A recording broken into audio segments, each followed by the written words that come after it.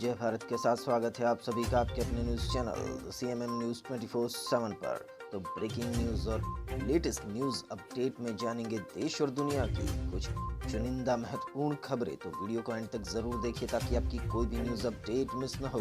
तो पहली खबर में बड़ी खबर निकल कर आ रही है अमरिंदर सिंह। जी हाँ दोस्तों, पंजाब के सीएम अमरिंदर सिंह ने दिया है इस्तीफा। इसी से रिलेटेड खबर है।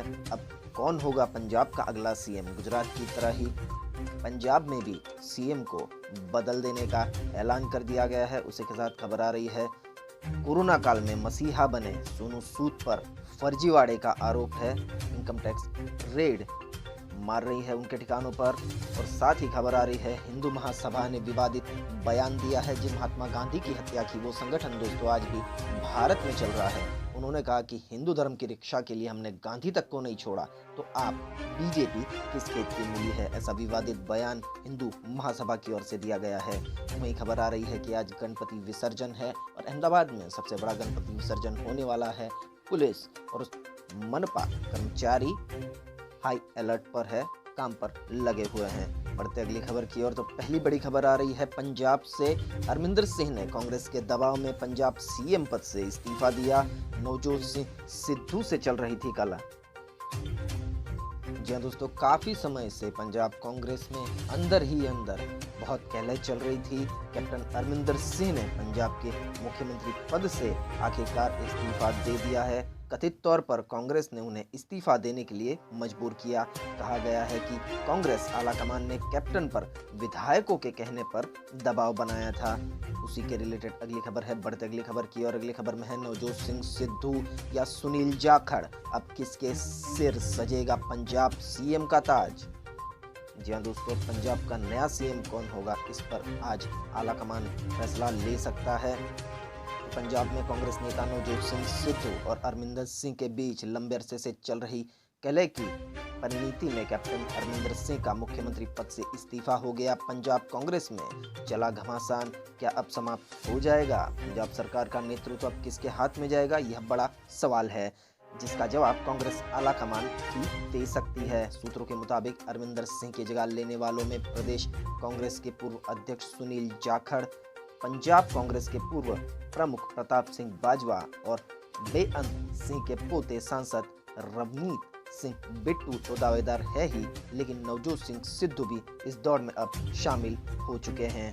तो पंजाब की सियासी खबरें जारी रहेगी। बढ़ते अगली खबर की और। तो अगली खबर में है वापस आया inspiration 4X crew. Elon Musk ने दी बधाई व स्पेसएक्स ने कहा वेलकम बैक। 3 दिनों तक अंतरिक्ष में रहने के बाद इंस्पिरेशन 4X भारतीय समय अनुसार रविवार सुबह 4:30 बजे वापस पृथ्वी पर आ गया। स्पेसएक्स के ड्रैगन स्पेसक्राफ्ट सुरक्षा के साथ अटलांटिक में उतरा।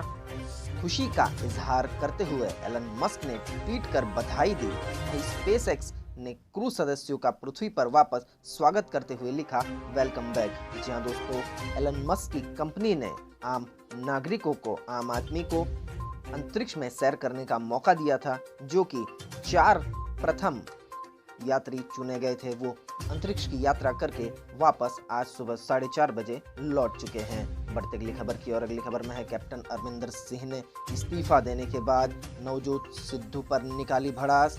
कहा वह टोटल डिजास्टर है। पंजाब के मुख्यमंत्री कैप्टन अमरिंदर सिंह पंजाब कांग्रेस में खींचतान के बीच अपने अपमान से आहत है। राज्यपाल बनवारी लाल पुरोहित से इस्तीफा देने के बाद मीडिया से बातचीत में भविष्य की सियासत के बारे में भी संकेत दिए हैं। टीवी चैनल व ANI से बातचीत में कहा कि उनके लिए सभी विकल्प है। मैं अभी थका हूँ, मुझे मुख्यमंत्री के रूप में नवजोत सिंह सिद्धू के साथ काम नहीं करना। सिद्धू टोटल डिजास्टर है, उनमें कोई क्षमता नहीं है, एक विभाग को तो नहीं संभाल सके, पूरा पंजाब क्या संभालेंगे?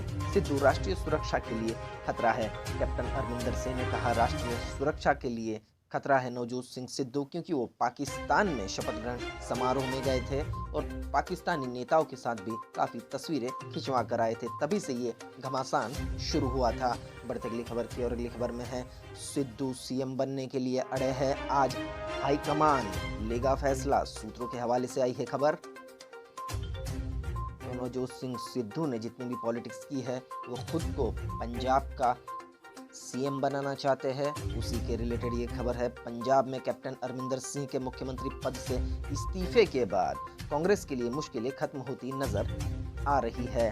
सूत्रों के मुताबिक कांग्रेस अध्यक्ष नवजोत सिंह सिद्धू मुख्यमंत्री बनने के लिए अड़ गए हैं। सूत्रों ने बताया कि पंजाब में इस बार मुख्यमंत्री के साथ साथ उप मुख्यमंत्री भी बनाया जाएगा। अगर मुख्यमंत्री सिख होगा तो उप मुख्यमंत्री हिंदू होगा, और अगर मुख्यमंत्री हिंदू होगा तो उप मुख्यमंत्री सिख होगा। सूत्रों के मुताबिक ऑब्जर्वर की आला कमान से वीडियो कॉन्फ्रेंसिंग के जरिए इस संबंध में बात हुई है। इधर कांग्रेस के केंद्रीय पर्यवेक्षकों अजय माकन और हरीश चौधरी तथा प्रदेश प्रभारी हरीश रावत की मौजूदगी में विधायक दल की बैठक में प्रस्ताव पारित कर नया नेता चुनने के लिए सोनिया गांधी को अधिकृत किया गया है। तो अब सरकार से इस्तीफा देने के बाद, अमरिंदर सिंह के इस्तीफे के बाद अब देखना ये है कि पंजाब में कौन बनता है अगला चीफ मिनिस्टर। हम सीएमएम पर आपको अपडेट कर देंगे। बढ़ते अगली खबर की और अगली खबर में है बिग बॉस ओटीटी फाइनल का आया रिजल्ट। दिव्या अग्रवाल बनी विजेता, ट्रॉफी के साथ मिले 25 लाख रुपए। बिग बॉस ओटीटी का खिताब दिव्या अग्रवाल ने अपने नाम किया है। दिव्या को ट्रॉफी के साथ इनाम के तौर पर 25 लाख रुपए की राशि भी मिली है।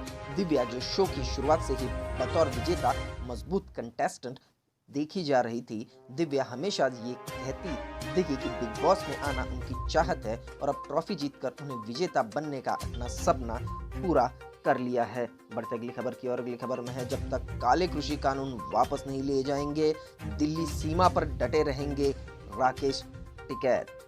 जी हाँ दोस्तों, राकेश टिकैत ने दिया बयान कि दिल्ली सीमा पर तब तक डटे रहेंगे जब तक केंद्र सरकार 3 काले कृषि कानूनों को वापस नहीं ले लेती है। भारतीय किसान यूनियन यानी भाकियू के नेता राकेश टिकैत ने शनिवार को कहा कि किसान आंदोलन फसलों और नस्लों को बचाने का आंदोलन है तथा किसानों पर थोपे गए काले कृषि कानूनों को केंद्र सरकार जब तक वापस नहीं ले लेती है वह किसानों के सहयोग से दिल्ली की सीमा पर डटे रहेंगे। टिकैत ने यहाँ किसानों की एक सभा को संबोधित करते हुए कहा कि आंदोलनों में धर्म स्थानों का विशेष योगदान है और गुरु गोविंद सिंह ने भ्रमण के दौरान खाप पंचायतों से संपर्क किया था तथा इसके बाद पीड़ित लोगों से धैर्य रखने को भी कहा था। उन्होंने बताया कि इसके बाद सिंह ने बंदा सिंह बहादुर को सर नारी गांव में भेजा, जहां के लोगों ने फौज बनाकर सरहद का किला फतेह किया। तो भारतीय किसान यूनियन के नेता राकेश टिकैत ने ये बड़ा बयान दिया है। बढ़ते अगले समाचार की और अगले समाचार में है, कांग्रेस एक डूबता टाइटैनिक है, इसने पंजाब के लोगों को धोखा दिया है। आम आदमी पार्टी की तरफ से आया है ये बयान।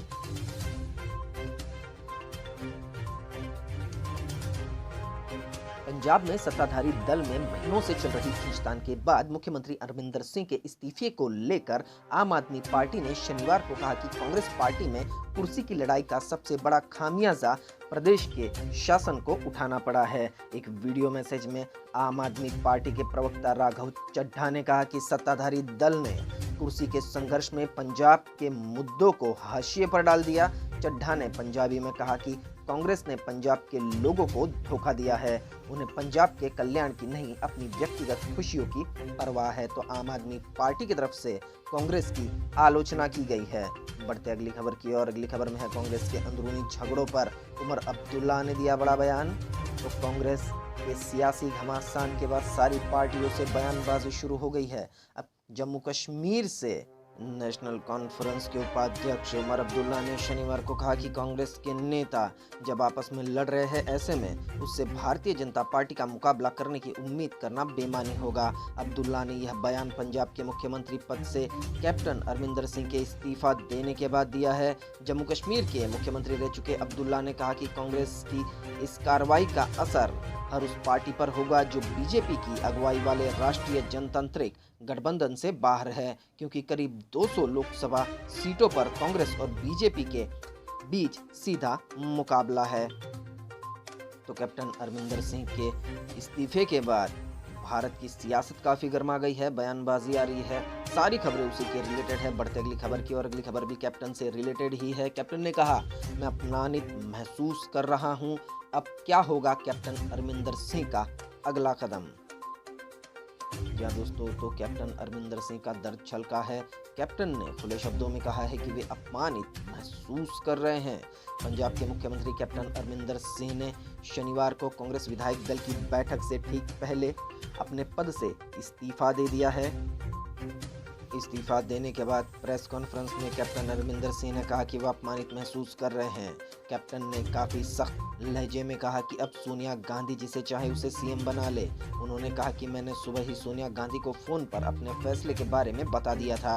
कैप्टन ने बेहद तल्ख अंदाज में कहा कि हाईकमान को किसी और पर भरोसा है तो उसी पर भरोसा करे, मैं जा रहा हूँ। साथ ही उन्होंने कहा कि अब मैं अपने लोगों से बात करके आगे की रणनीति पर फैसला लूंगा। इधर कैप्टन अरमिंदर सिंह के chief principal secretary Suresh Kumar और एडवोकेट जनरल अतुल नंदा ने भी अपने पद से इस्तीफा दे दिया है।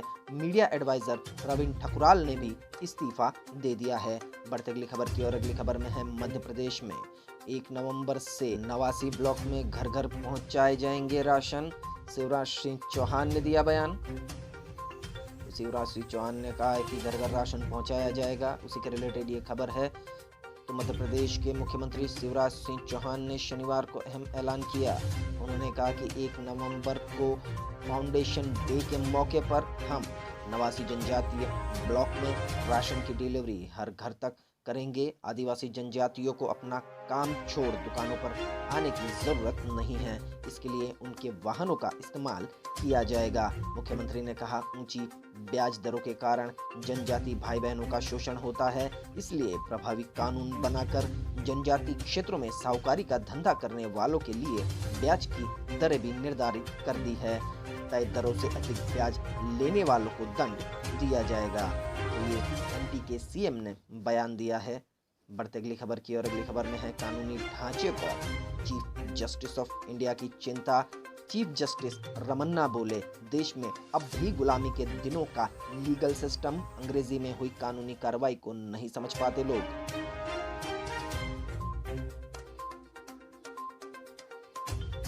देश की न्याय व्यवस्था पर मुख्य न्यायाधीश सीजेआई एनवी रमन्ना ने चिंता जाहिर की है।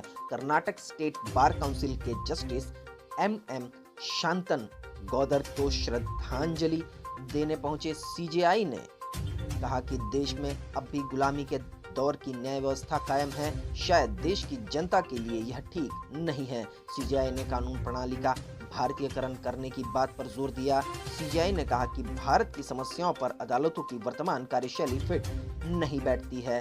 अंग्रेजी में कार्यवाही नहीं समझ पाते हैं ग्रामीण लोग। बार एंड बेंच के मुताबिक सीजेआई रमन्ना ने कहा कि ग्रामीण इलाकों के लोग इंग्लिश में होने वाली कानूनी कार्रवाई को नहीं समझ पाते हैं, इसलिए उन्हें ज्यादा पैसे बर्बाद करने पड़ते हैं। उन्होंने कहा कि आम आदमी को कोर्ट और जज से डर नहीं लगना चाहिए। अगले समाचार में है किसान आंदोलन तेज करने की तैयारी। खटकड़ में हुई बैठक, प्रदेश के 18 टोल से पहुंचे प्रतिनिधि। संयुक्त किसान मोर्चा की तर्ज पर बना संयुक्त टोल मोर्चा।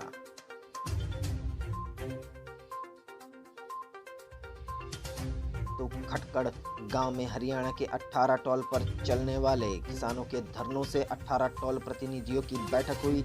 इसकी अध्यक्षता खटकड़ टोल कमेटी प्रधान सतबीर पहलवान ने की। संयुक्त किसान मोर्चा की तर्ज पर हरियाणा में संयुक्त टोल मोर्चा का गठन किया गया।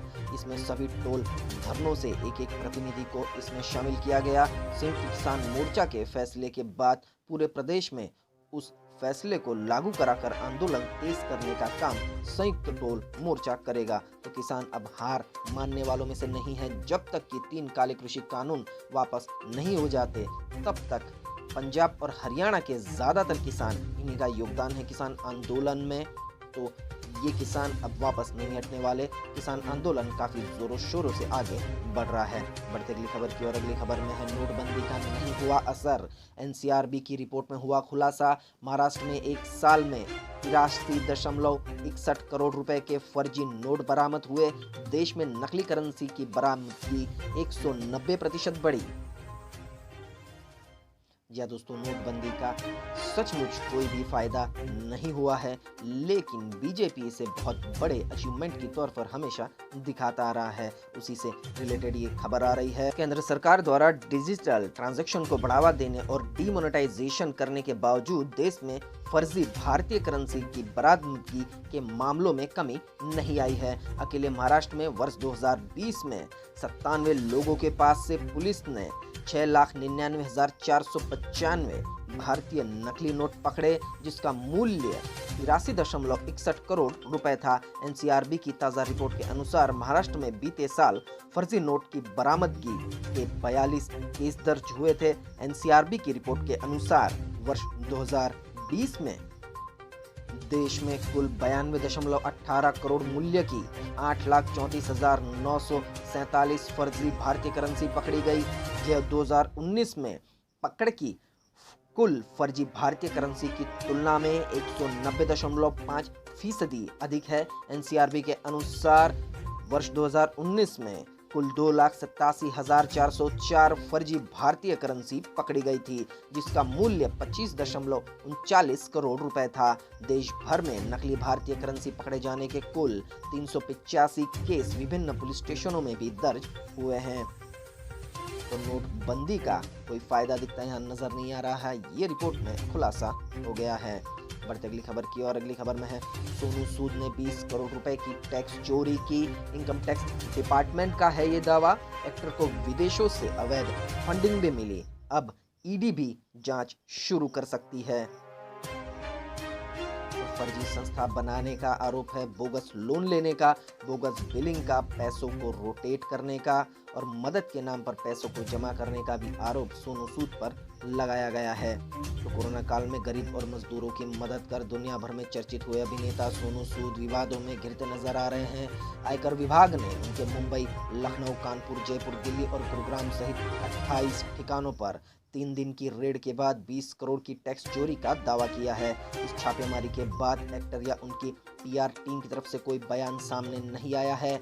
आईटी का दावा है, जांच में सामने आया है कि सोनू सूद ने विदेशी डोनर्स से 2.1 करोड़ का नॉन प्रॉफिट फंडिंग जुटाई है, जो इस तरह के लेन देन को नियंत्रित करने वाले कानून का उल्लंघन है। लखनऊ की एक कंपनी के 11 लॉकर भी मिले हैं। इनकम टैक्स डिपार्टमेंट ने उनके चैरिटी ट्रस्ट पर विदेशी चंदा अधिनियम एक्ट के नियमों का उल्लंघन का भी आरोप लगाया है। इनकम टैक्स के इस खुलासे के बाद आने वाले समय में प्रवर्तन निर्देशालय यानी ईडी की भी इस केस में एंट्री हो सकती है। बढ़ते अगली खबर की और अगली खबर में है, गणेश विसर्जन को लेकर सुरक्षा के कड़े बंदोबस्त, 13 डीसीपी, 70 पीआई तैनात। पुलिस की अपील, कोरोना गाइडलाइन के साथ गणेश विसर्जन करे। जी हाँ दोस्तों, अहमदाबाद से ये खबर आ रही है। अहमदाबाद में गणेश विसर्जन को लेकर शहर पुलिस ने तैयारियां शुरू कर दी है। रविवार को विसर्जन होने के कारण पुलिस की ओर से सुरक्षा के कड़े बंदोबस्त किए गए हैं। पुलिस बंदोबस्त में 13 DCP, 70 pi, 265 PSI, 5700 head constable और कांस्टेबल तथा एसआरपी की 3 टुकड़ियों को तैनात किया गया है। आरएएफ की 2 टुकड़ियां शहर के पूर्व और पश्चिम विस्तार में तैनात की गई है। इसके अलावा 3700 होमगार्ड भी सुरक्षा के लिए तैनात किए गए हैं। अहमदाबाद महानगर पालिका द्वारा बनाए गए 52 विसर्जन कुंड पर लाइट और मजबूत तरीके से तथा भीड़ न हो, इसके लिए पानी में उतरते समय हादसा न हो, इसके मद्देनजर पुलिस की ओर से विशेष ध्यान रखा गया है। बढ़ते अगली खबर की ओर, तो अगली खबर में है, अबू धाबी जाने वालों के लिए कोविड-19 टेस्ट अब अनिवार्य नहीं, दुबई में पहले से है छूट।